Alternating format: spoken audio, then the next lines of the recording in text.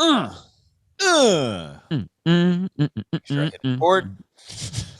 Yeah, yeah, totally. All All right, here we go. right, man. 3, 2, 1.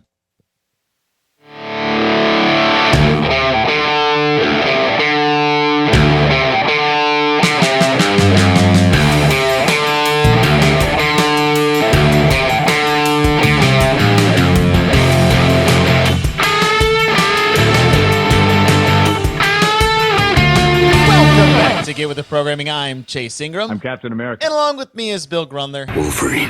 And this is Analyzing the Programming Regionals 2011. And we actually have something to analyze this year. Talk about 55 different programmed events across the world. That was the 2010 regional. However, we do have a Programmatron episode coming up. Oh, yeah. Where we are going to standardize the 2010 regionals based off the 55 events that we had to choose from. Did you play with that at all yet? Yeah, I did. I think I got a good one. Really? I started. I know we didn't really put any ground rules, but I just basically did the traditional regionals that we've had up until. Yeah, I was like, I started doing it, and I started looking through them, and I'm like, oh, which ones do I like? Which ones do I like? And then I was like, yeah. If I pick just the ones I like, they're all kind of in the same realm. That's not going to be a very good standardization for the regional. So I'm gonna kind of travel on your coattails a little bit. I mean, I know the ones that I like, but I think I started saying like, okay, to do, and we'll talk about this when we get to that show, but like there's got to be a set of ground rules when you're looking at it, because it can't just be, all right, what are the 6 good events in this? Right. Yeah. Which is hard because there were a lot of good ones, man. Yeah. It wasn't my 6 favorite events. I tried to, well, we can talk about the ground rules when we get to that episode. So if you guys want to hear, we did our 2010 Analyzing the Programming, which was, we basically just went through the 13 different regionals they had that year with all of their varied programming across the world. And Bill had the great idea is like, hey, let's take those events, pick 6, and standardize the 2010 regionals based off what we got. So that'll be our Programmatron episode coming up later this week. So if you guys do not follow us on Patreon, go to patreon.com/Get With The Programming. And for $6 a month, you can get that content. It's commercial free, and it's just exclusively for our Programmatron supporters, as well as free weekly workouts with video descriptions from Bill and I. We choose a Programmatron of the week and give them a full free month of programming. And if you want a little bit extra, you can join our Programmatron Plus group, which is just $20 a month, but you get daily programming every day of the week from Bill and I. And as the month comes to a close, Bill, it'll be your turn to start pouring your programming. I'm gonna drizzle a little Grundlerine all over our Programmatron Plus members. Just gonna drizzle it. If you guys want to sign up for that drizzle, that'll start September 1. Go to patreon.com, pick our Programmatron Plus track. That's just $20 a month for free programming. Again, we get those weekly ones. You're still in the running for the monthly programming, but you get a programmed workout every single day, as well as all the content you already get by following us on Patreon. And before we get to the Analyze the Program, the 2011 CrossFit Regionals, we want to thank our partners of the show, Bubs Naturals. And Bill, we said last time, the collagen protein's always great, but the MCT oil powder classic is back, and it's almost out of stock. They already said people got the word that the MCT oil powder is back, and they are almost out. So if you guys want to get on that, go to bubsnaturals.com. Use the code GETWITH20 for 20% off every order and everything on the store. Those apple cider vinegar gummies have now all been depleted. I may have partook in a few more than I should have over the weekend, but you can't eat those and watch a movie at the same time, because that would be like my old school right there. Remember we were talking about the dots? Yeah, those are my current dots right now. So I can't watch a movie and have my apple cider vinegar, because half the bottle will be gone.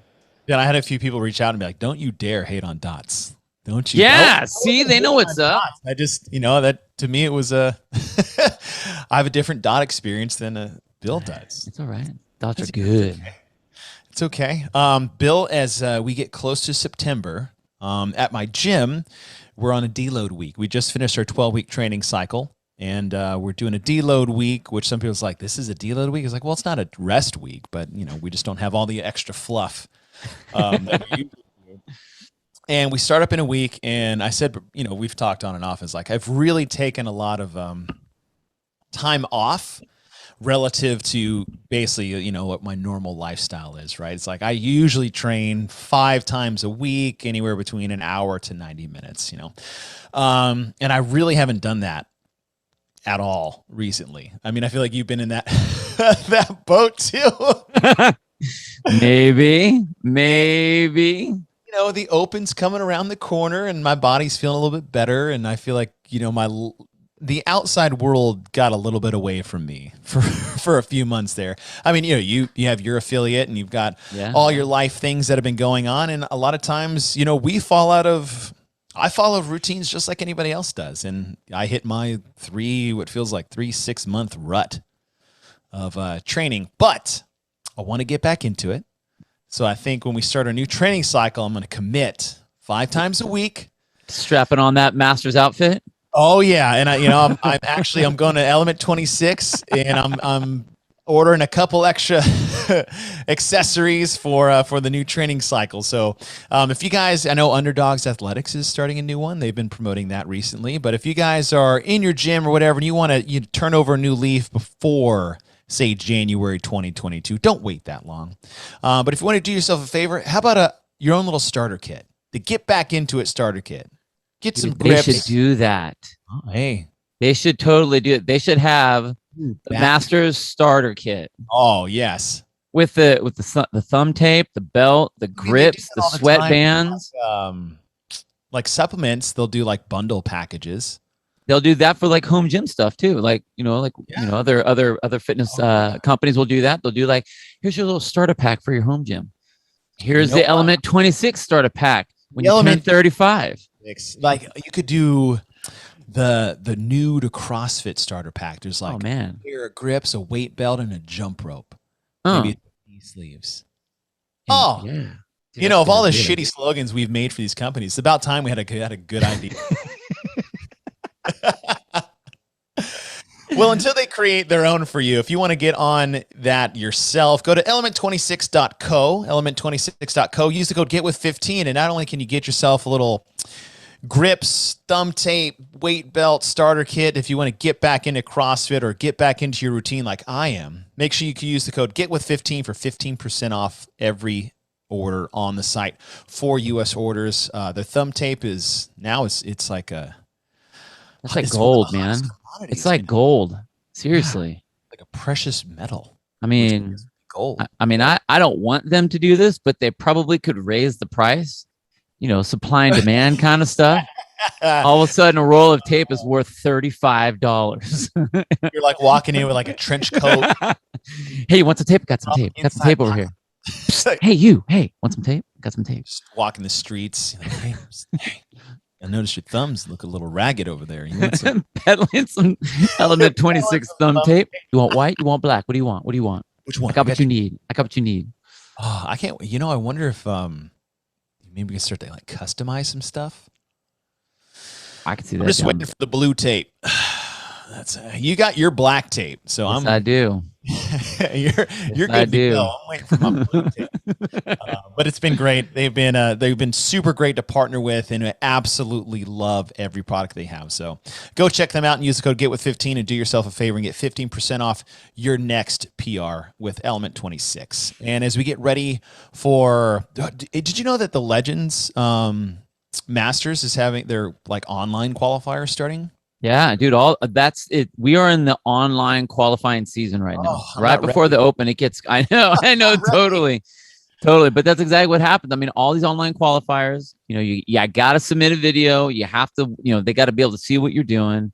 And we're lucky enough to be partnered up with Waterproof app, and they are the premier when it comes to video recording and all that. I mean, first of all, they're just awesome people, and the product is great. And it's not just the video counter, the video recorder, all that kind of stuff. They are a complete setup to just become an all-around better fit person. I mean, they have their Pro Pack, which has all kinds of 12-week programs you could just kind of check out if you want to get better at gymnastics, you want to get better at Olympic lifting or rowing, or if you're a master's, I have a 12-week program in there as well. I mean, there are all kinds of things just to get better.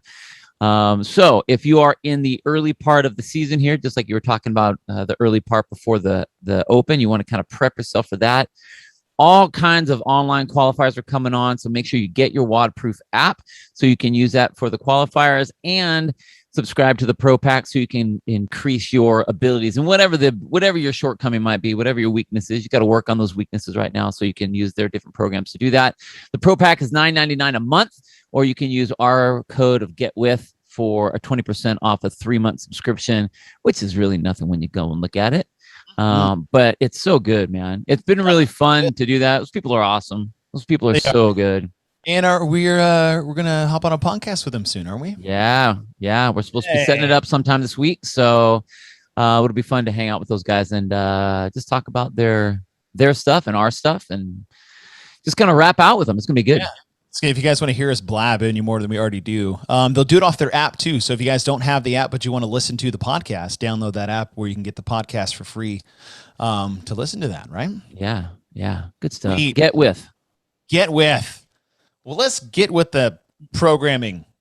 That's a great title. Great title. So clever. Oh, I hate myself sometimes. Liar.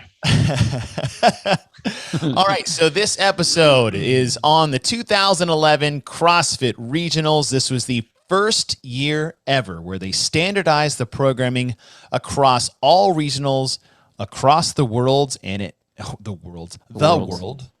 Hey, maybe the multiverse. Speaking of the new Spider-Man trailer. Speaking of the multiverse, because I'm not a dork at all. The new Spider-Man trailer dropped, and I've already watched it twice, and someone sent it to me at like 11 o'clock last night. So it looks great. I'm excited. I'm going to watch it again because they're pulling out of some of the like throwbacks, like oh man, yeah. And, yeah, it looks good. I think there's always a worry that there's like could be too much going on, but I trust Marvel. They've done enough to this point that I think they figured out. I think they figured out the recipe. They've figured out. They know what to do. That's funny. So, all right, back on track. Come on, Chase.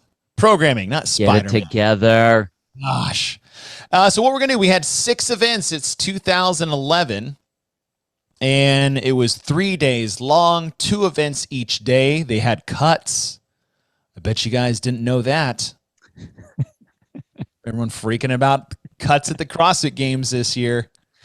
They had cuts at regionals in 2011.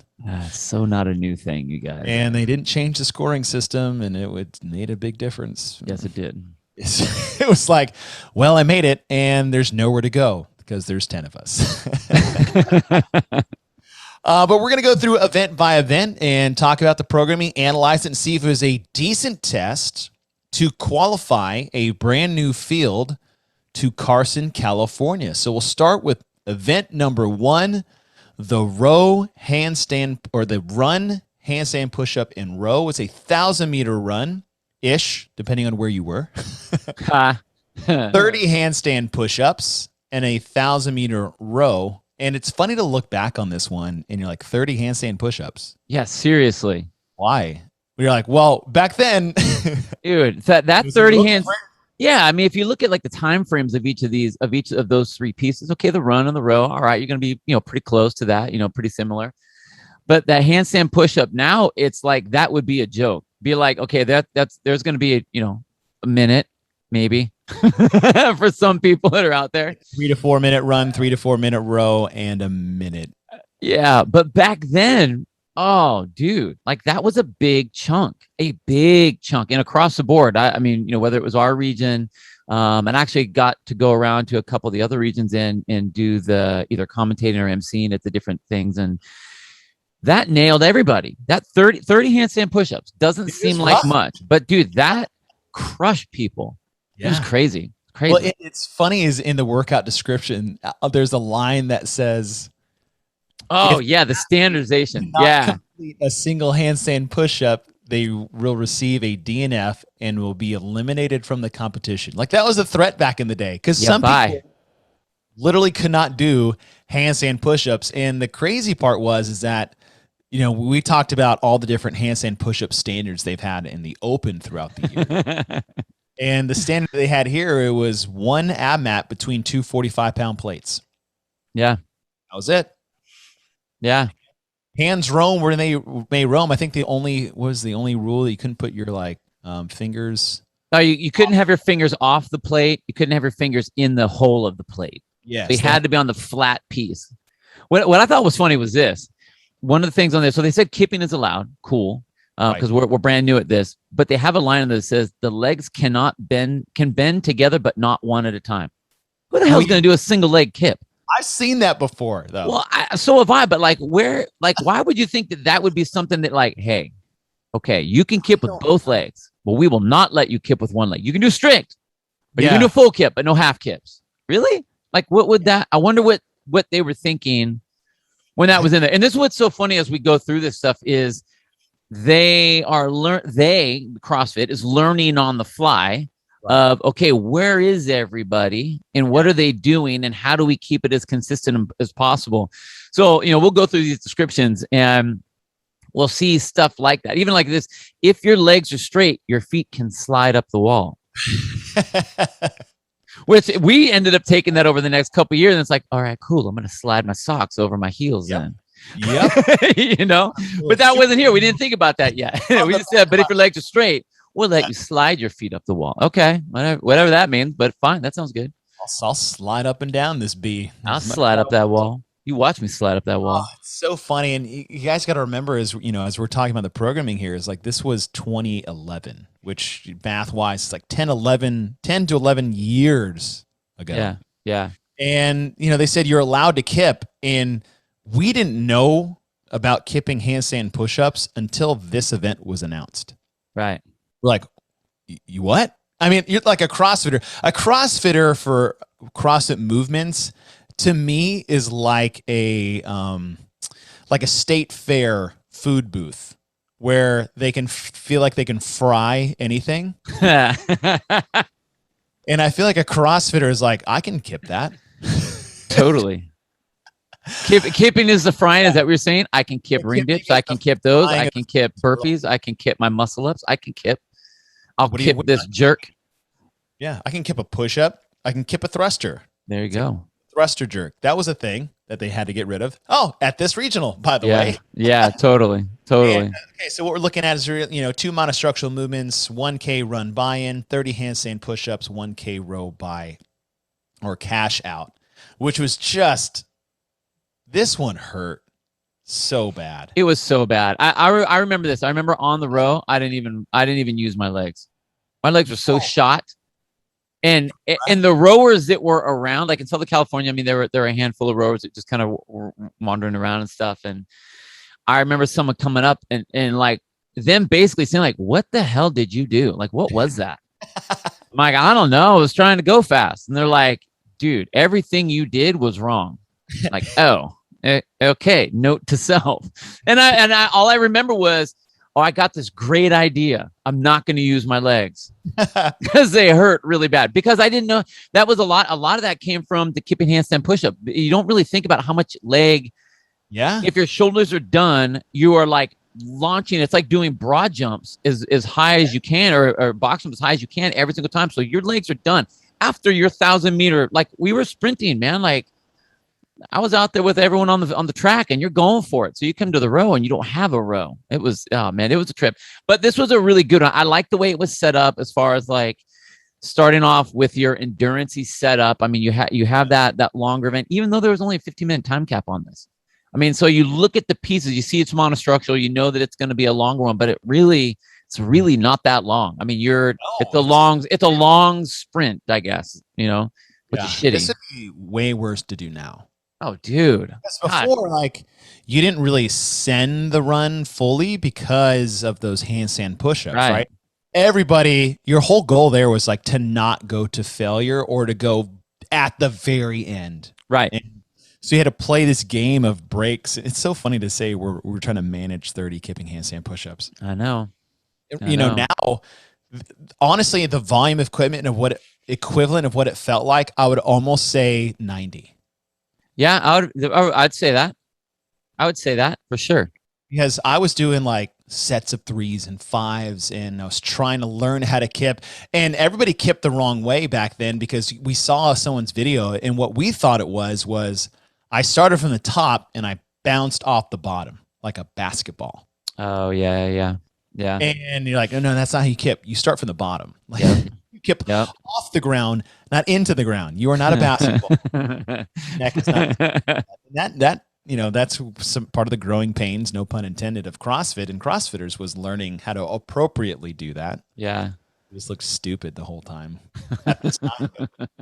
I would almost say upwards to, if you wanted to make it feel kind of like it did then, like you're looking at least 75. At least. Yeah. Yeah. Because those 30 really did matter. Like if you did it now, I'd be like, okay, now I have to sprint, do 30 handstand push-ups unbroken, and then row really fast. Like this sucks. No, totally. I mean, I would say at least yeah. Because if you're looking at what, 3.5-ish, 4 on the run and on the row, right in there. So yeah, I mean the 30 handstand push-up, you're gonna have. I like your 75.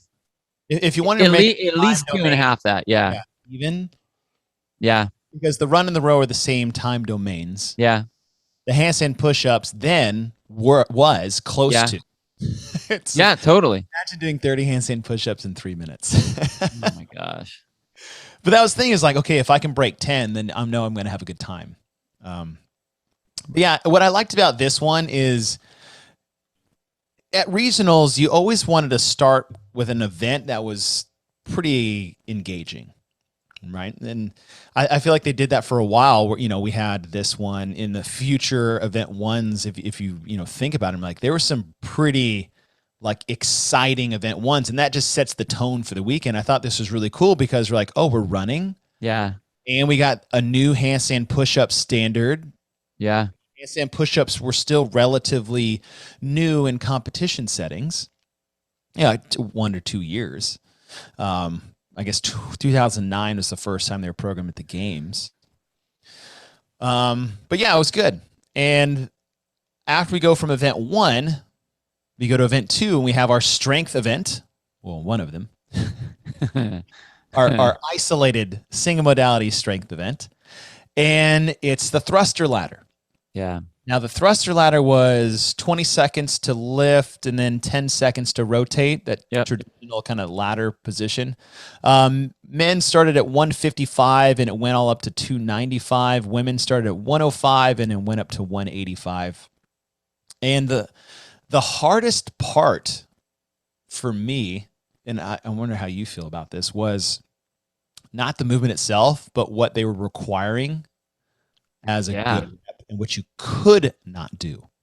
And you're just like, oh, well, we don't want people to like get away with like cheating. Like, what if they unlock their knees a little bit, or they do some type of thruster jerk where they stand up and then push jerk it? And what if someone's moving around and we've all done the walk around 10 feet in a square 1 by 1 foot while we're trying to lock out a push press. We've all done that. And so they hedged against that and said, once the bar comes off the ground? I think it's once you start to bend your knees in the squat. Okay. Once you begin the squatting of the movement, your feet have to stay planted. That's right. Because you could power clean it.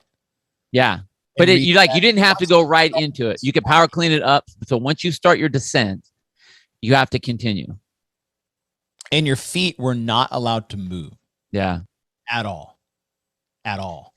Which is funny because I mean, like they've done this in the games also. I mean, we had this for the Masters at the games a handful of years later, and it's really, even though like we did this way back then, it's really weird. I challenge any of you guys out there in podcast land to do it like your max thruster without moving your feet. It's amazing how difficult that is when you're not used to doing that. And so that really took a lot out of a lot of people. Because if your positioning is off at all, I mean, it becomes very wobbly and you are all over the place. And any movement of your feet. You can go to your toes, but if your foot moved at all, done. Didn't count. No rep. Dude, you didn't have another chance on this. Like you had 20 seconds. Right. It's a thruster. It's not like just a clean and you can get through it. Like, and you had to be, you had to be done by the 20 seconds. Yeah. So well, I think because they transitioned everyone on the 10 seconds, so I think you had to be done. Yeah. Right. Yeah. Yeah.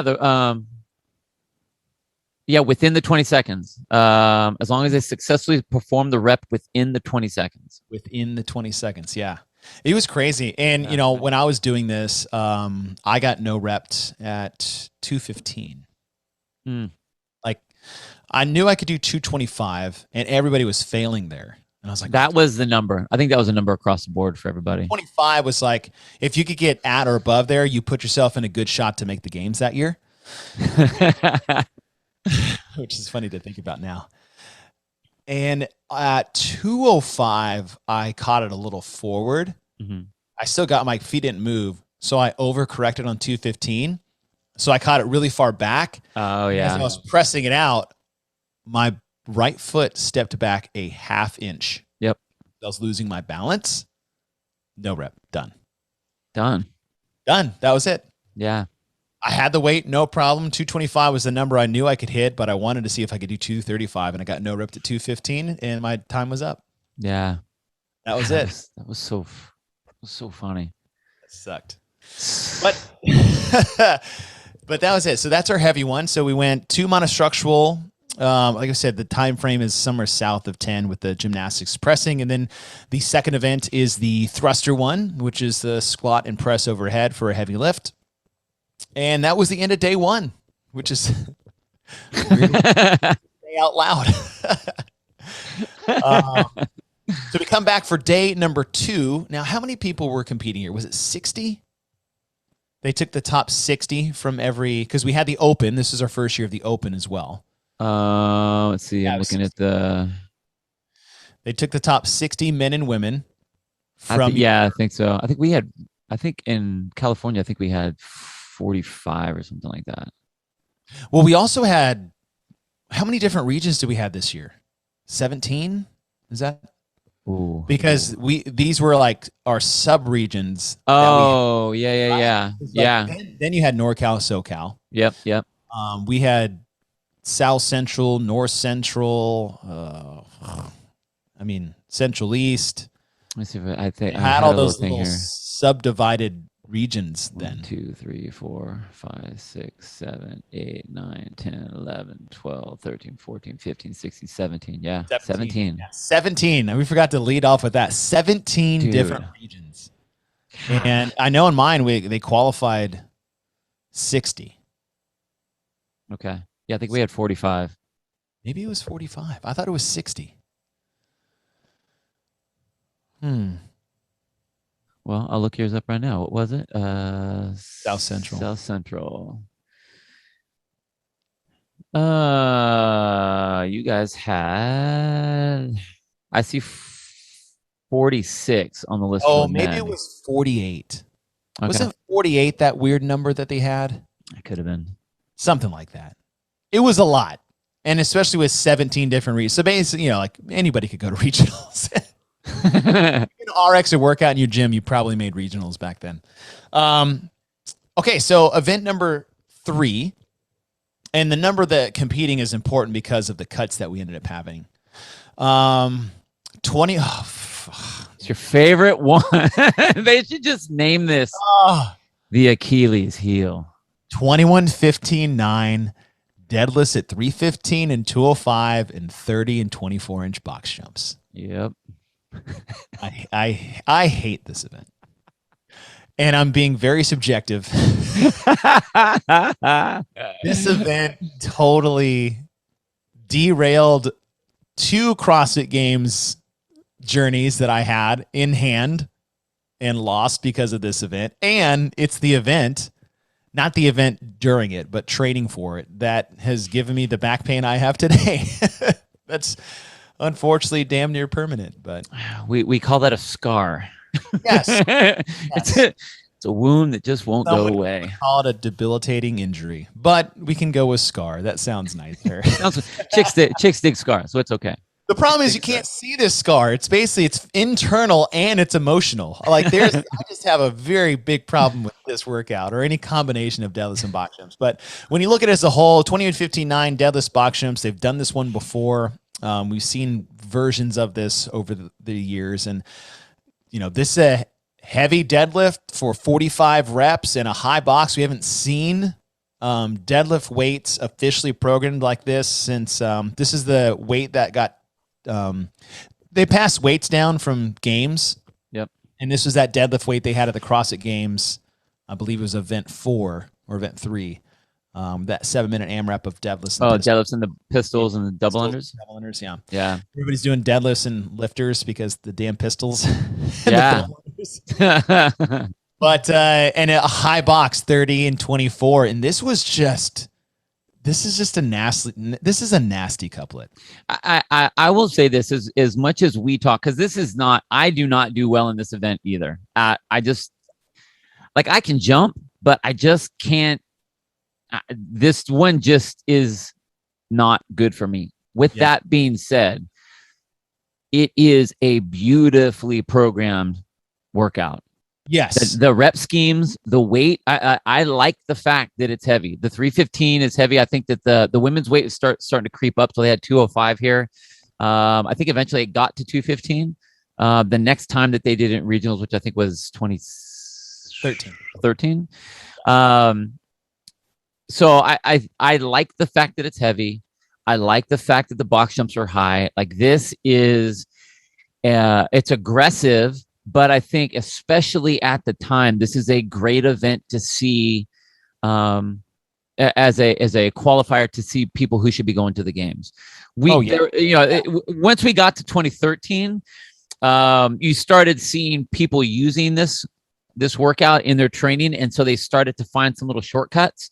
How you're gonna rep the barbell with the deadlift, and how you're gonna bounce, or if you're gonna bounce, or what the ability to do that. But the first setup of this, the first volume version of this going through, I think was a really, really appropriate, demanding test qualifier to get people to the games. I think this is of the events. I didn't do well, but I think it's one of the better events that they had in the regionals that year, as far as a qualifier. Yeah, look, I know I have my misgivings about this because of my personal performance, but as far as a nasty classic CrossFit couplet, yeah, this checked all the boxes. Dude, totally. The biggest thing that I thought was a very subtle, nice addition was the height of the box. Oh man, totally. Because if this was 24 and 20, this thing would be so skewed in one direction. It'd be all deadlifts. It's all about the deadlifts. Raise the box height to 30 and 24, completely changed and balanced out the couplet. I remember people really trying hard. There were some that could. There was, but the people that were trying to do the rebounding at the 30-inch on the guy's side, even on the girl's side at the 24-inch. Man, if you had that, oh my gosh, were you head and shoulders above the rest of the field? It gave you so much more time. And this is where we started making the switch to, all right, instead of jumping from the bottom, you start your box jump from the top. So you can start to see, we start changing some of our strategies, some of our tactics, where you realize that you have that stretch reflex at the calves and the quads and that Achilles. And yes, I know that for masters athlete, they just sit there and they cringe the whole time when you even say the word Achilles. But for the general competitor that was out there, and the more elite level competitors that were out there, they were rebounding this. And if you had that, it was awesome. And it was a very different rebound than the 24 and 20-inch for sure. So I liked that it really challenged people for that. I tried to do it. I remember trying to do it. I didn't have a very good rebound, but I could sort of do it. I remember thinking to myself, okay, this is a strategy. You just gotta, you jump up and then you start at the top of the box. Oh yeah. Come down and just boom, boom, and get back up there. And I'm like, you know what? If I blow out, that's cool, because I'll get through this. The classic athlete part, Yeah. I'll tape it up afterwards. It'll be fine. We'll see what happens. But yeah, it's a great event, man. It really is. The weight being up, the height being up, it really was. It was totally appropriate. It was a good one. And like I said, I am grown up enough to put my personal issues aside and to really look at this as at its test. And that's what we do here. We analyze it for what it is, and then we have some subjective things on the outside. But for me, it was obviously the deadlift weight was just so heavy for me. I just was not good. I wasn't a strong athlete by any means. And that was just, it's my worst movement. And to have it with that weight was tough. In box jumps, I was actually very good at them. I could rebound 30 inches, but it was this, this double-edged sword because, okay, if I try to make up all the time on the box jumps, I was even worse off for my next set of deadlifts. I was like, I don't even know what to do anymore. Just sit here and get 36th place, I guess. Oh, and then, okay, so that's event 3. And we had like that short sub 5 minute, just brutal burner. Right. But it was cool because it was a challenge of strength and endurance, as well as, gymnastics and just that plyometric athleticism that you need for box jump. Yeah. And then we have event 4. So event 4, this was important because there were cuts. And what they were going to do is they were going to cut, I believe it was to top 20 for the weekend.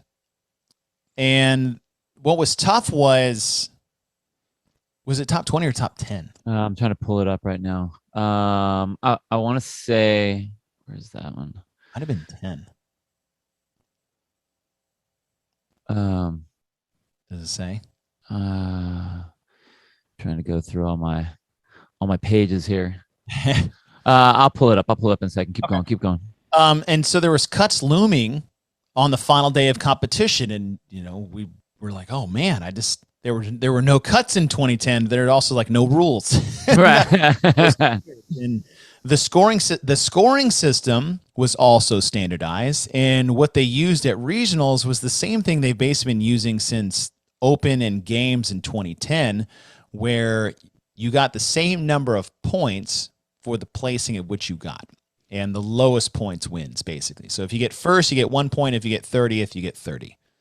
And so we're all looking at this and like, okay, well, what do I have to do coming up? It's like, all right, well, we've done, monostructural high skill with running and rowing and handstand push-ups. We did a heavy lift with a thruster ladder. We did a classic CrossFit couplet of the 21-15-9 of just very anaerobic, explosive test, short time domain, sub 5 minutes. And then they come back with a chipper, the hundreds, the first hundreds. Oh, it was 15. They cut to 15, by the way. I just found it. They cut to 15. Okay. Yeah.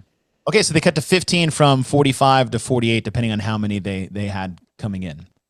So if they cut 2/3 of the field. Yeah. 2/3 of the field gone after 4 events. And you guys are crying about games athletes after 9. Now you see why we don't care about your feelings. And they had the first hundreds workout, which was 100 pull-ups, just chin over bar, 100 kettlebell swings, 50 and 35, 100 double unders, and then 100 overhead squats at 95 and 65. And when this one first came out, I was so pumped. Oh, man. Totally. So pumped because these are all movements I'm good at. One, because it's not heavy, and I also like overhead squats and dumbbell unders and pull-ups. But it was long, it was super high volume, and I was like, okay, if I needed any event to come up next after what have happened the last 2, this was the event that the one that went on paper. I was like, okay, this is where I can make up some ground or do myself a favor. And man, it was fun, but this was the event that made us never have kettlebell swings in competition since then. Never, ever again. Never, ever again. Yeah, it was unreal. I mean, I think we were one of the first. I think Southern California was one of the first regions this year Because I don't remember there being a big problem with the kettlebells. And the standard with the way they wrote it was the bell had to be above the handle. Now the judging, that's a very specific thing. So it was bell, handle, wrist, shoulder, hips, knees, ankles, boom, all the way down. So you're supposed to be in a straight line. Normally, if you were to look at people doing kettlebell swings now, you'll see this like way overextension with the kettlebell going up, but the hips will come way back, so they're not in a straight line. And I would think that would be the no rep because you have a muted hip, you're not fully open, or the shoulder's not all the way open. But what it ended up being as the regions went on was it all came down to where the kettlebell was sitting over that handle. And I was at the North Central region, commentating that one. And I saw literally fights almost break out. I saw security people having to be brought in to stop, or head judges coming in because no one could figure out what the hell you were supposed to do. Judges were calling no rep, and it was like, well, why? Like, I can't feel like I can get this kettlebell thing up any straighter than it is. And they're like, nope, I saw it was bent just a touch. So if the judge, and this was a way subjective thing, if the judge saw that the kettlebell handle was not like vertical by a protractor straight up and down with the bell up on top of that thing, that was a no rep. And so you're the weight's not heavy. You have a lot of reps to do. So you're moving. And when you're moving like that, like to have that much of a volume, to have that specific of a standard, or not allowing any sort of, okay, as long as it's within this realm, then that 100 becomes a very, very difficult piece. So I love the event. I love all the pieces. I love how it's set up. But that one piece took kettlebells out of competition for years. It almost ruined regionals. Almost, yeah. Because all it was at that point was everyone bagging on CrossFit, bagging on standards, bagging on whatever. Granted, and this was the first time we tried to standardize. So, but we did kettlebell swings at the games the year before. Nobody had any problem with it, right? But I don't know if that was that wasn't an issue though. With that, you did the Helen on that one. What was? I don't think there was a standard. I think it was just arms straight, body straight. I don't think they cared where the kettlebell was. Yeah, I had Chuck Carswell as my judge, and that was my first time meeting Chuck Carswell. Oh. And did he scare you? Dude, yes. I'll tell this story right now. First time meeting Chuck Carswell. He's the nicest guy. What are you talking about? Bro, not when he's a judge. Unless you're Annie Thorstadter, apparently. And I'm trying to get my first muscle up. So we walk out to the track for Super Helen. And this was the first words Chuck Carswell ever said to me. He goes, "Hey, how's it going? My name's Chuck. If you don't try to fuck me, I won't try to fuck you." And I was like, what?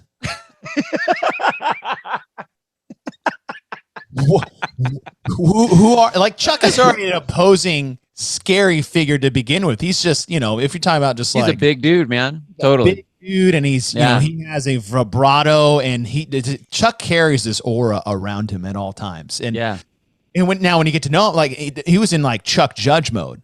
Like Chuck is a teddy bear, man. He is one of the nicest, most genuine human beings. Like, I'll follow Chuck to the end of the earth. Yeah. Right? But it was like Chuck went out there and just set the tone. And that was the first words I ever received from Chuck Carswell. And no kidding, during my kettlebell swings, he was literally standing there in like a power stance, like straight legs, one arm behind him, holding his clipboard, watching my vertical position for kettlebell swings. You joked about the protractor. Son of a bitch was using the clipboard, watching my and he was like, nope. Nope. I'm like, what are you talking about? This is like my favorite CrossFit workout of all time. Helen. Yeah. And you're no repping the crap out of me. And meanwhile, Jason Galipa's to my left getting away with murder. Yeah. Just a serial killer of shoddy kettlebell swings, and I'm getting no repped every third rep. And just it was brutal. So they carried that a little bit with them into the 2010 season or 11 season. that was the whole thing. Like, what that standard was. And so at the games, you have your seminar staff. I mean, and Chuck's been around. I mean, those are our virtuosity, right? Connoisseurs of choice. And it was also athletes too, right? Totally. And then we get to the regionals, and this standard came up, and all of a sudden now we have volunteers. And again, we could not do these events without volunteers. I mean, this is not a slam on the volunteers, but the standard made it very difficult, because now you can fly through the other movements, and then this one you had to take 100 reps and go really slow, because you had to make it's like you had to do a rep and look over and be like, are we good? Okay, and down. And here it comes back up. How's that one? Good? No, a little higher. Okay, right there. Okay, good. And come back down. It's like, all right, here we go. It's been like 3 minutes. I'm coming up on rep number 6. Okay, we good? All right, and back down again. That's all right. Man, it was, you're right. That one piece really did damage to the event. I would go so far to say it did damage to the competition. I can say it ruined it or anything like that. I mean, it was, again, this is learning stuff, but that was it went literally from one, and I love the event. I did well in the event, so I was happy about that. I needed to do well in one of the events. But it was amazing how toxic that one piece was to the event and to the competition as a whole, just across the board. It was again, man, we're learning. That was a big trip down, fall, go, okay, note to self. Right. Yeah. That's a good point. But it was bad. And it was so bad as what was the region? It might've been the Northeast or the Southeast, where like a lot of the media attention went into this one guy who was basically walking away with it. And then his judge repped him over 60 times. I think that was, well, I know that one of those happened at the North Central where I was. Who was your guy? It was Armin. Was it Heath Moody or something like that? I mean, it might have happened to Heath. Armin was from CrossFit Coda. He's been to the games. He was there on a team a bunch of times. This guy was a badass. Kilo. Huh? From Kilo, yeah, from CrossFit Kilo. Oh, that happened to him? Yeah. I mean, dude, this dude was a wrestler. This dude was in the military. This dude never looked happy. Ever looked happy. And the judge was no repping him. And I thought for sure he was going to take a rep and just swing the kettlebell at the judge and just crush the judge. It was, I mean, that you're in the heat of competition, and it puts the judge in, it didn't clean up the competition in the race. It put the judge in a very hairy position. Oh yeah. Because that line, it was tough, man. That line was tough. And you have people that are in competition mode. And if you can't say why it's a no rep specifically and have it be very obvious, then that judge is going to be in a tough position. I just remember there's the fallout, and then the head judge was our judge for South Central. And everybody was freaking out, because we knew that this guy totally screwed over this other dude. And at the athlete briefing the morning of, to try to like explain to everybody what he's looking for, because everyone's well aware of the shitstorm that they put themselves in, he holds up 2 photos. He goes, this is a good rep where we're telling our judges, this is literally the picture we're handing them. And this is a bad rep. And from where I was standing, they looked the exact same. Yeah. And I think when you make something so black and white, because I felt like it was almost like a good intention gone wrong. Like, hey, let's just make it's either this or it's not, and so we can help all of our judges. In turn, with no gray area, and we're not saying like good rep or bad. I was like, that's a good rep. Anywhere around this area is good to go. Yeah. Right? And the fact that they made it black and white, I think, is what really screwed it up. Well, yeah, it was like, what's the intention of the rep? Like, do you care more about where the kettlebell's sitting or you do care about what my body's doing? Like to me, I don't give a shit how the kettlebell is set. It could be where the kettlebell is hanging out in front. I don't care. I'm looking for the body. It's the same. It's the same thing for the handstand push-up. What exactly are you? We've had all these different standards, trying to find the right way to do whatever, and it's like, what are you trying to prove? What are you trying to make? What is the intent of that rep so we can get going here? The guy that I was talking about was Armin McCormick, and it's funny because I went back to look at his scores, and he was like eighth or better in every event except for this one. He was 15th in this one. 23 minutes on this one. Dang. Like, because the dude put the kettlebell down, and he did all the right stuff in the beginning. He's like still swinging reps and saying, "What am I doing wrong? Yeah. Why aren't these counting? What is happening?" Still going. Puts the thing down. He's like, expletives all over. What the fuck? What are we doing? Tell me what's wrong. And the judge's like, no rep. Just freaking out. I mean, it was a bad scene, but I can't tell you. That's the worst part. Oh, dude. Buddy of mine at regionals had to do 160 kettlebell swings. And then part of me, I'm sitting there going, and I'm like, why were you still swinging your kettlebell? Because I told you what I did. Yeah, I know. I know. Because, my judge was counting my reps as I was doing, and I'm a good mover. I make sure I do everything right. I do everything well. I do to the standard of which it's supposed to be done.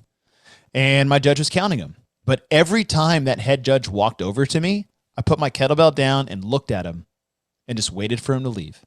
I didn't care how much time I was losing. I didn't care anything. I would literally just put it down, and he would look at me, and I would just look back at him. And when he walked away, I'd pick it back up and start going. I just got a nice break, and I didn't lose any reps or any extra grip because of it. And I ended up getting second in that one. Yeah. Well, usually I will say this. You keep going because usually it's a quick fix, like open your hips up just a little bit more. Okay, cool. I'm in my mode. I mean, it's not heavy, so not a big deal. People were not expecting to do 60 extra reps. Yeah. They were expecting to do maybe 3 or 4, not 20, 40, 60 right. or more, and that's what happened is eventually, people did just put it down. And I mean, Armin was a beast back then. The scores and the stuff that he put up were insane. And that one event it crushed him. He still made it to the games, but that one event, yeah, I mean, just crushed him. Oh, and it's too bad because that event was really cool. It was awesome. The 100s over at squats in the end was gnarly. I love that. I held on to that sucker. Oh, I can't remember what I did. I held on to that sucker. You know what? I think I have the video of that event somewhere. Really? I think I still have the video of it somewhere. Yeah. I got photos. I don't think I have any video of it. But somewhere I've got photos of that one. All I remember on that one was this. I was almost, and I'm good at pull-ups, but I remember breaking them up. It wasn't a super plan, but everyone else took off. Oh, yeah. And so I was one of the last people off the pull-up. I'm like, shit, I thought I was going to do good in this one. And and next thing I know, we get to like the kettlebell swings and the overhead squat, and I'm in the front. Yeah. And I'm like, dude, I'm cruising. This is so great. I'm doing awesome. And I keep hearing this Josh Bridges guy. Oh, no. And all of a sudden they're like, Josh Bridges with 3 left to go. And I'm like, what? 3 left? I think I'm on like 4 or 5 on the overhead squats. The dude beat me by like 4 minutes. Oh my God. I took second. I took second in that event. I'm like, who is this dude that just crushed me? Like I thought I was hanging in there. Like I did really well in that event. And he just kicked my teeth in. Wow. Like I remember being in the overhead squats and like laughing, thinking, wow, who the hell is this dude? Yeah. Wow. Did somebody count his reps by 5s? Totally. It was a trip. I couldn't believe it. But I love that event though. I loved it what it was. I loved it. All right. So that's 4 down. Now we make our cuts. Now, one thing we can do is look back at what we've done and see if it's an appropriate time to cut. If we indeed, that's what was decided to do. We won't even argue about like them doing it or not. But so if we look back at our 4 events, we started off with the run, handstand push-up in row. Time frame somewhere around the 10 minutes. We had 2 monostructural and a gymnastics, right? And then we moved to event 2. We did a heavy thruster ladder, testing some strength after we just tested some endurance. It wasn't necessarily long, but some monostructural aerobic test. And so we have our thruster, and then event 3, 21:15.9, 3 to 5 minute time frame, full blast, heavy weight, high box jump, go. Like those are 3 totally different events. Totally. Testing 3 totally different things. And then we have our long chipper, 20 to 25 minute time frame, 400 reps, high volume, lightweight, moderate to low skills with the pull-ups and the double unders, and then the overhead squats at the end. And in my opinion, if you're going to cut here because we decided to, perfect. You can't really sit back and be like, well, you didn't do this. Yeah. You did everything. You did triplet to start, single modality, couplet, and then a chipper. You literally did every scheme. You did a triplet, a couplet, a single, and then +4. You tested 4 different time domains: heavy day, sub 5 to 10 minutes, and then 20 plus. I mean, you did it all. Yeah. If you look at it on paper like that, take out all the dumb little standard things and all the whatever stuff. Yeah. If you look at how it's written up, it really is a very nice, concise, complete test. Mm-hmm.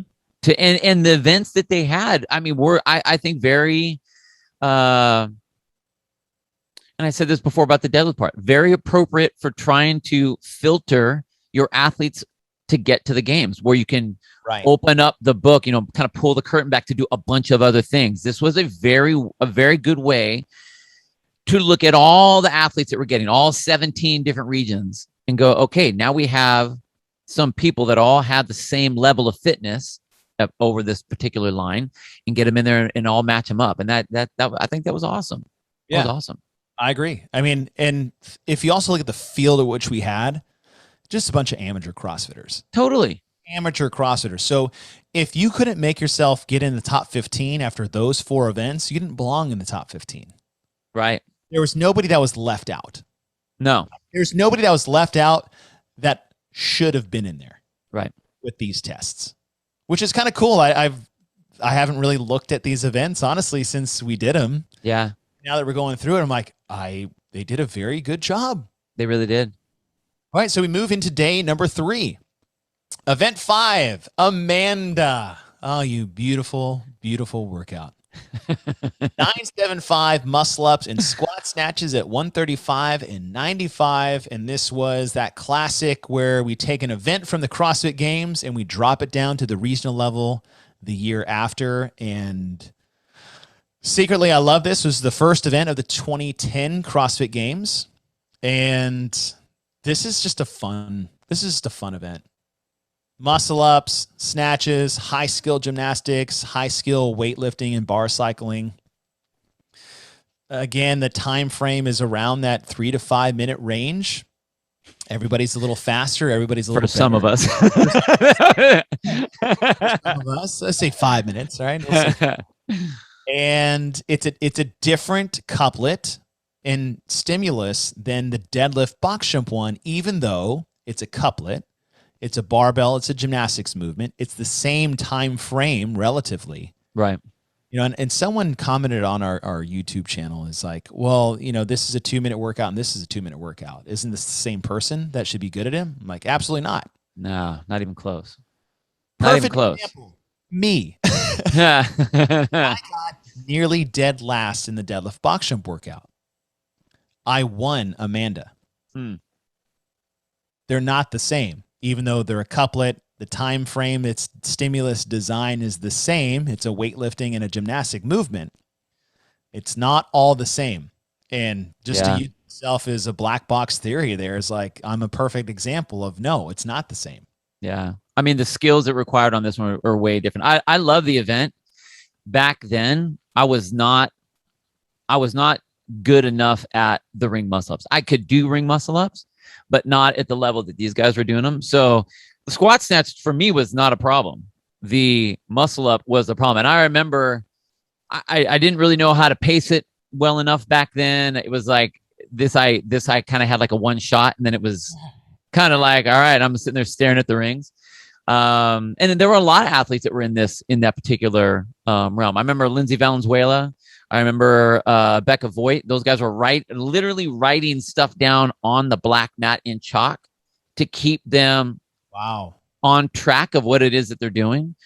And it was, but this was, I loved the fact, and this was something that I think was really important for the regional level athlete to see, was a games event moving into the regional realm, because it gives you kind of I mean, everyone played with the Amanda after the games to see what it was, but to actually have it as a competitive, put it in a competitive situation like that, that was huge. And I think that was one of the things that really spawned a lot of the regional competitiveness.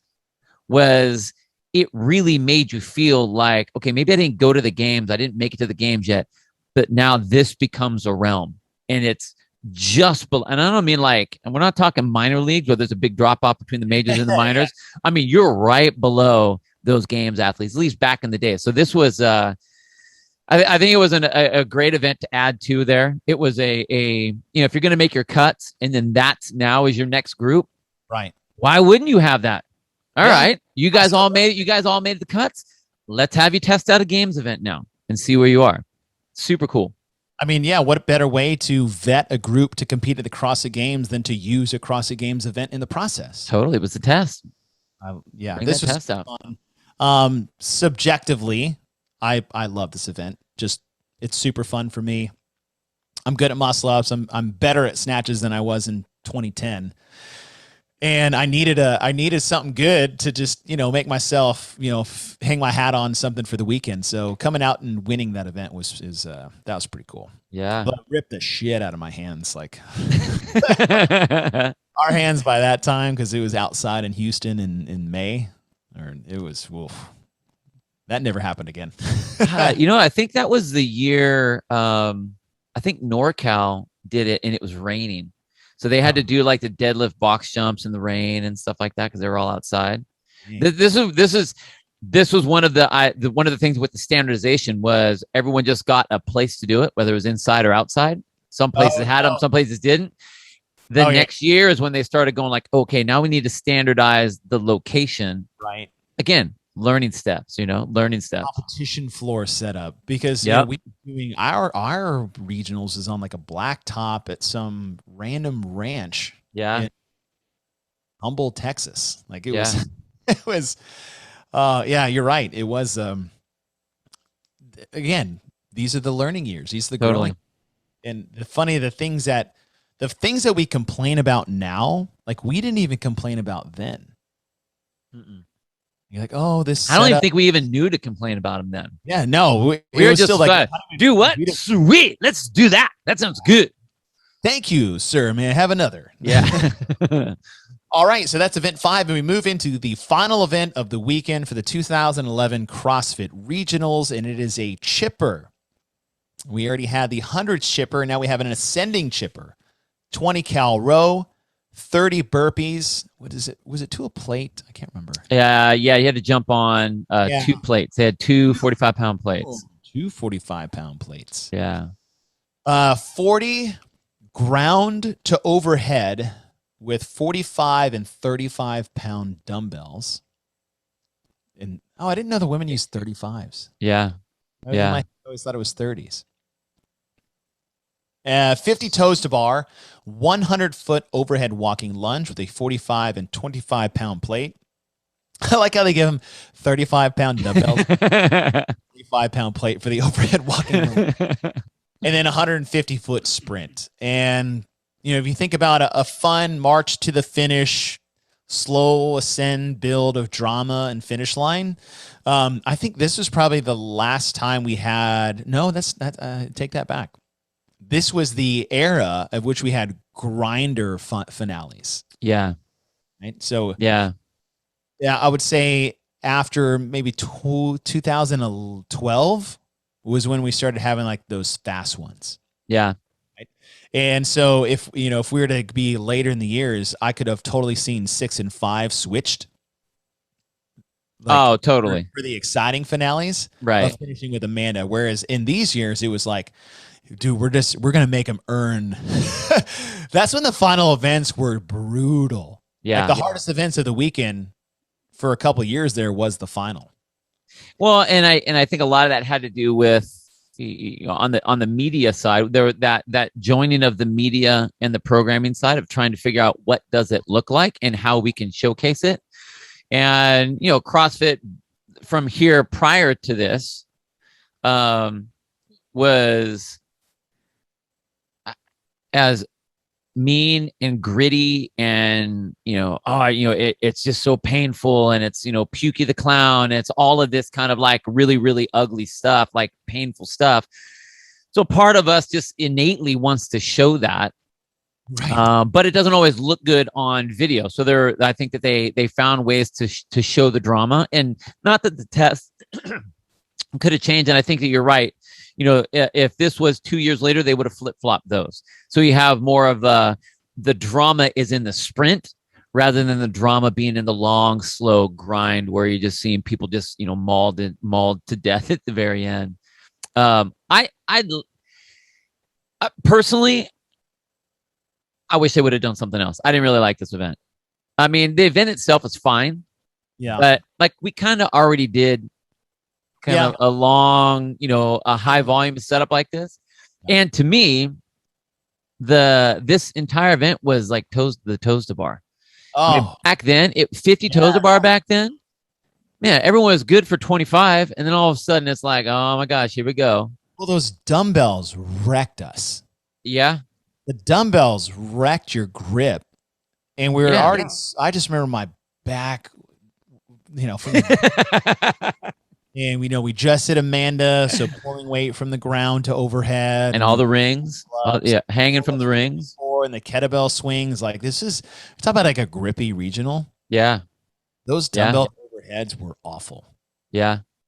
And then the toes bar, I was like, it's like, can we give my hands a break? Dude. We have abused my hands. Yeah. I all the pieces were fine.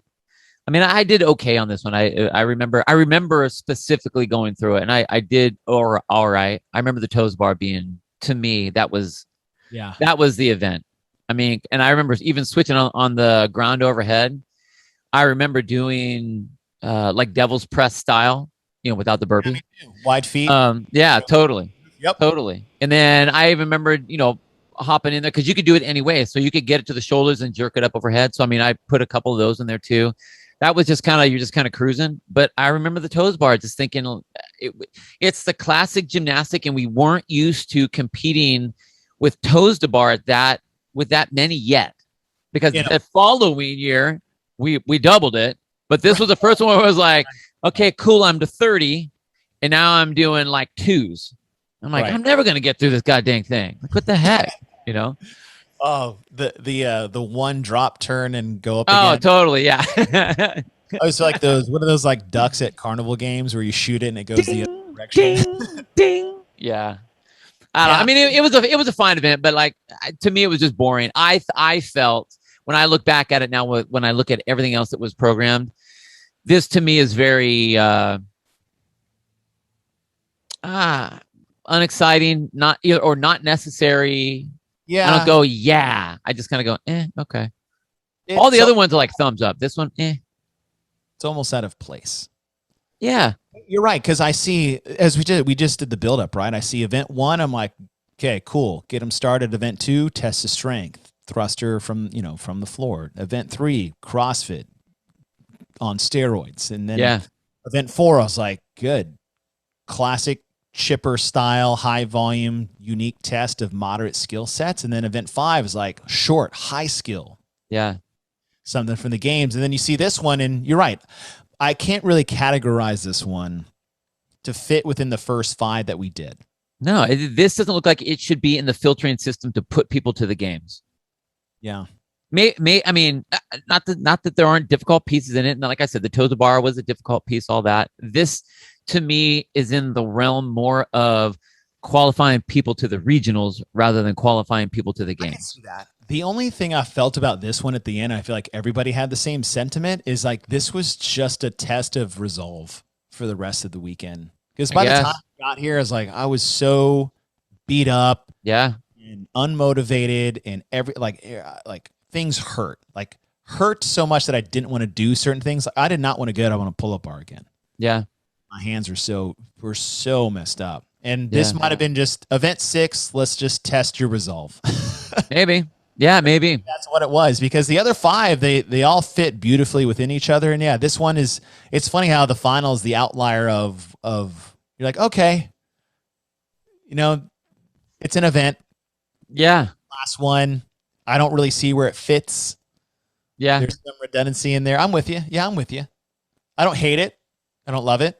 No, I mean, I don't hate it, but I definitely, it just seems like, okay, we kind of already did this one. I mean, this is a 20-minute time cap on this. It's a chipper setup. I mean, right. It doesn't seem, if we were going to redo a specific event, it just seems like we wouldn't pick the longest, high volume, monotonous one, even though there's the sprint at the end, and maybe they thought the sprint would be this cool back and forth of 50 feet. Whatever. So annoying. I'm doing shuttle runs from. Yeah, totally. I don't know, it just seemed like I would have, if you were going to repeat something that would be a little bit more, I don't know. I like the fact, I liked it, and maybe they did it and then they go, okay, we need to change that. Let's go short ones at the end from now on.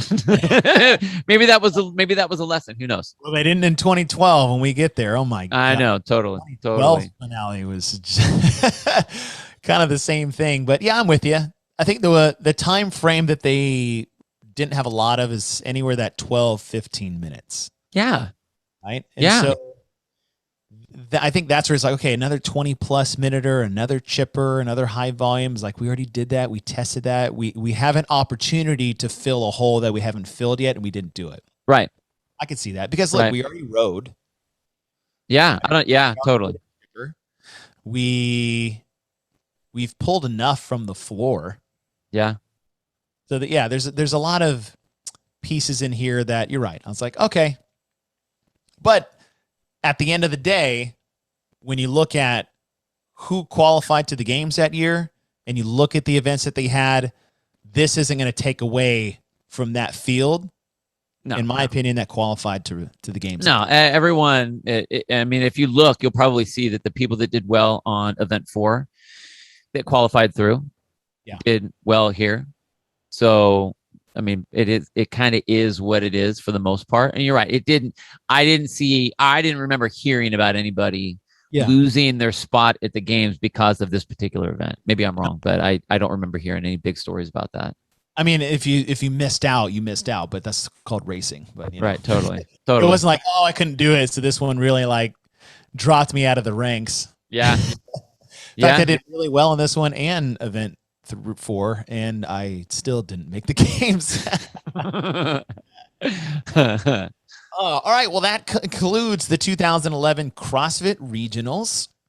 And as we look at the 3 days of competition and the 6 events that they had programmed, aside from, the final one where we just didn't know where to put this one as far as where it fit in the test itself, the 5 leading up to it, define your fittest at each region. I feel like if I were to give this a element 26 thumb tape grade, I would say a 1.5.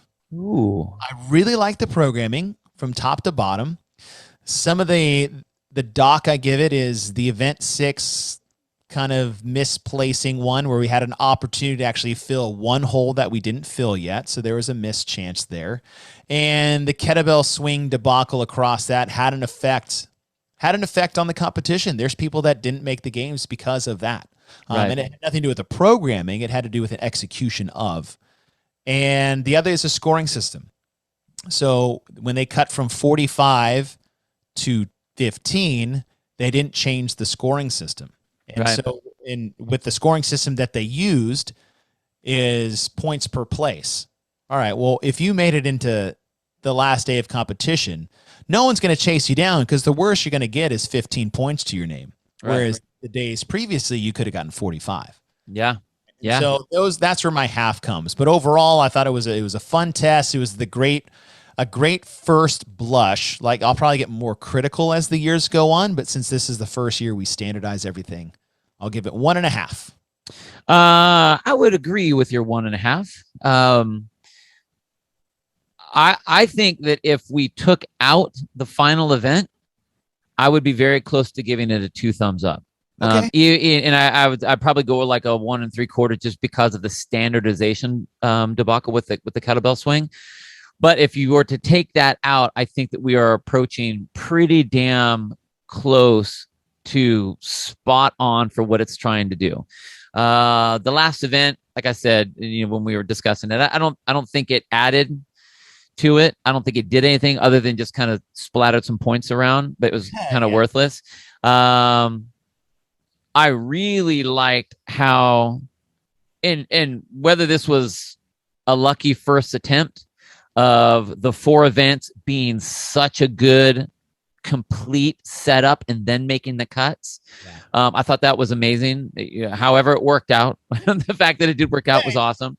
The scoring system obviously is an issue, and that is something that will change so many different times, and because you could see them, and that was even a comment that comes out, and we'll discuss this as we get going through the other regionals, is they always would throw that out. The CrossFit would throw that out there. It's like, hey, just as this is a quote unquote test of trying to find the fittest, we need to find the best way to appropriately make that test. And so we need to change some things up. And that's where like the scoring changes switch, and, this switches and that changes and this changes.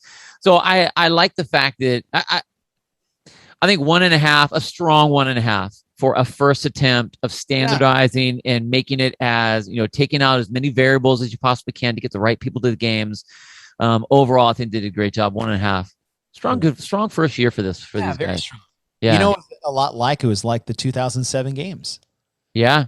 It's much better than you think. Right. Which is I thought it'd be sneaky. Novice. Yeah. Yeah. It was sneaky great. Sneaky classic. Sneaky classic and great. Yeah. How about this? Yeah, good. What would you have preferred, and then take the kettlebell drama out of the way because that wasn't the programming's fault. First 5 events, no cuts. Absolutely. I would give that 2. Absolutely. I'd give that 2 totally. thumbs up. No cuts. Keep the scoring system what it was. If it's uniform throughout, then it is what it is. But I would say, if you just did the first 5 events, take the 6th one off, and I would give that 2 thumbs right off the bat. Yeah. And anyone that qualified out of that after 5 events, all go. And maybe do it over 2 days instead of 3. Like add some intensity with some volume within the days. That could be a different challenge. But the 6th one is like, I don't even think you needed that one. No, I don't think so either. Like it didn't. Yeah, it didn't make or break. It didn't add. It didn't test. It was just kind of there. It was just kind of there. And you know what I think? Why? Is because they did such a good job with the first 5. They're like, well, what else do we test? Yeah. Yeah. I mean, maybe that's what's so weird. Yeah. Well, let's just do this little chipper of all these other things that we haven't done yet. It's like, okay, so we'll row, we'll do a burpee off the floor, and then we'll pull over our head, and then we'll crunch in the middle. Like I can see how all these things come together, right? Like a row is a different reciprocal movement pattern as a burpee, and a dumbbell ground overhead is the reverse of that. Right. And toes to bar is the reverse of that. I was like, okay. And then you tax all your core and stuff for an overhead walking lunge, which isn't heavy enough to get taxed to begin with. I could see what they were trying to do, I guess. But I will say this. If they moved this event, and then let's say they made this the 2nd event or something like that, they moved it earlier in the competition and bumped something else up there, I still think that if we looked at the 6 as a whole, it would still be out of place. I would pick the 100s over this one. Oh yeah. So with that in mind, as we would be chipping away, like I take the order out of it, of this being the final and all of that, take all that out. I still would look at this event. Like if I was to look at all 6, this would still be the one that I would be like, take it out. Yeah. Take it out. If you laid all 6 on note cards and you put them all on the table and like, all right, we need to kind of pick some stuff, I'd be like, and Yeah, let's toss that one. But what's the game like? The F Marry Kill game? They're like, all right, which one would I kill this chicken? Get it out. Well, that was fun. That was really cool. I honestly, I haven't sat back and looked at all these events honestly since it all went down. So it's pretty cool. Pretty cool. They did a good job. Yeah. Well, that'll do it for 2011. We'd love to hear y'all's thoughts. You can message us on Instagram. You can send messages through if you are Patreon supporters as we get ready to standardize the 2010 regionals. And that was super fun. I can't wait for 2012. I'm excited. I'm glad we're doing regionals. It's good to get back into it because all those regional feels are starting to creep up. Oh man. Well, and I'll say this for a lot of the new CrossFitters out there, this is your history. So maybe you've been doing CrossFit for, 2 years, 3 years, 5 years. You got to know where you came from. You got to know where you came from. So, it's fun for us because we were lucky enough to be at a lot of that beginning part and watch the growth of it. So just, get into the history of what you do in your sport. And man, it's just so much good stuff out there. Yeah. I mean, you hear about the old guard, like rave about regionals so much. Like, why? It's like, hey, listen to these episodes. We talked an hour and a half on 6 events. Yeah. Because we loved it so much. And that was the first standardized year. Yep.